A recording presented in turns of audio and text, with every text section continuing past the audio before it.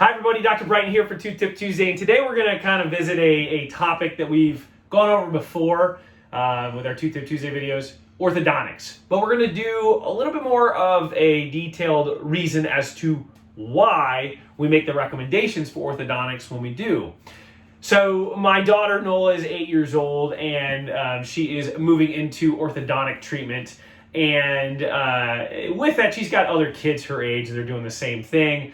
And we've made referrals for these kids, talked to their parents. And we've had the question come up, why at such a young age? You've heard us say in our Tooth Tip Tuesday videos, 7 years old is when you go see the dentist for the first time.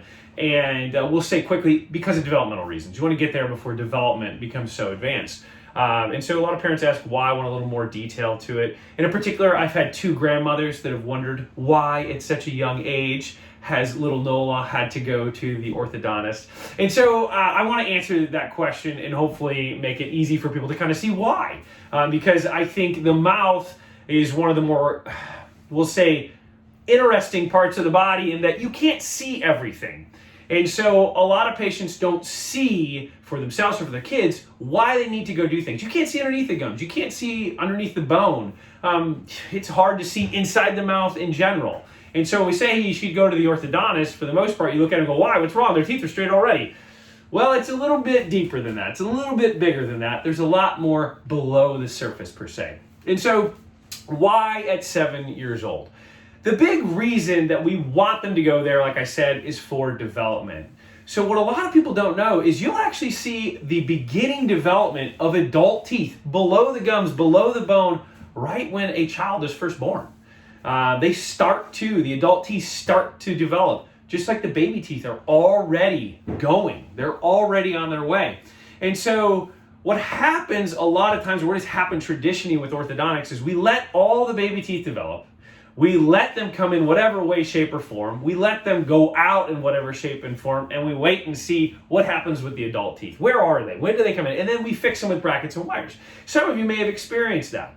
Right? It was 2, 3, 4, 5 years that you were in braces from 12, 13, 14, 15, 16, 17, 18, that you were in brackets and wires. And one of the biggest problems with that is basically you are reacting to how things develop. But with that reaction, you're putting brackets and wires on kids who eat junk food and drink Mountain Dew all day without supervision because they're getting old enough. And they're not removing the plaque. They're not removing the bacteria that's going to be really harmful to them. Break down that enamel that is only so thick for the duration of their life. It's like that now. And again, reacting, right? We now get a lot of cavities. We see that kid beat the tar out of his teeth because he wasn't cleaning them up, and those brackets and wires were hard to clean. They weren't flossing at all. And 15 years later, when they're 30 years old, or 35 for that matter, they now got more cavities in areas that probably were from the lack of cleaning when they were in their high school years or middle school years. And so what orthodontics has done now with modernization of technology, like with a cone beam CT scan, has been able to see where are those adult teeth coming now at a young age, and can we maybe create a pathway for them rather than wait for them to come in and then realign them. And again, like a CBCT, like I have right here, has given us a whole new view on those things. And so my daughter Nola, at 8 years old, was able to go through one of those images, and we were able to see where are her teeth, her adult teeth coming in. And a couple of the things that we saw was that she had some baby teeth that, yes, needed to be lost. They were wiggly and needed to get out of there so the adult teeth could come in. But we also had some baby teeth that maybe wouldn't have been lost for another 3 or 4 years, that if we didn't get them out, the adult teeth coming in had already started to basically change their pathway to get around those baby teeth, which means they were going to come in misaligned and then need major correction. Whereas if we go create that path, let the bone develop, we can then let those adult teeth just fall right into place with maybe a minor correction, with maybe even something like Invisalign that you can take off, clean your teeth a lot better, and put back on. And so I'm going to show you a picture here I found on the internet. Based on the development here, I'm going to guess this is like an 11, 12, 13-year-old, depending. And you'll see that this canine is coming into place and this baby tooth is right here.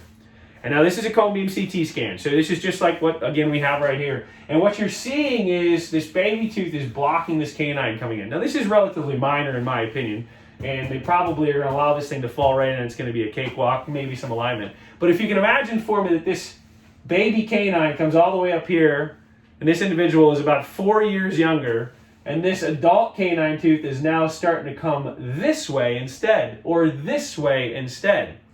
That becomes a big misalignment that has to be fixed, and that's a big problem that we're then going to react to. But instead, if your child goes to the orthodontist when they're 7 years old, we can be proactive and we can be preventative. And that's a big theme here at our office and with a lot of modern dentists. So, it's my Tooth Tip Tuesday for you. Hopefully it's insightful for you as to why we send our 7-year-olds to the orthodontist. If you have any questions, feel free to reach out to us. You can message below or give us a phone call. If you think this would be helpful for someone, please share it with them. But thank you so much for tuning in. Have a great rest of your Tuesday and a great rest of your week. And I haven't said this yet, but happy 2022. I hope you have a wonderful 2022. Thank you.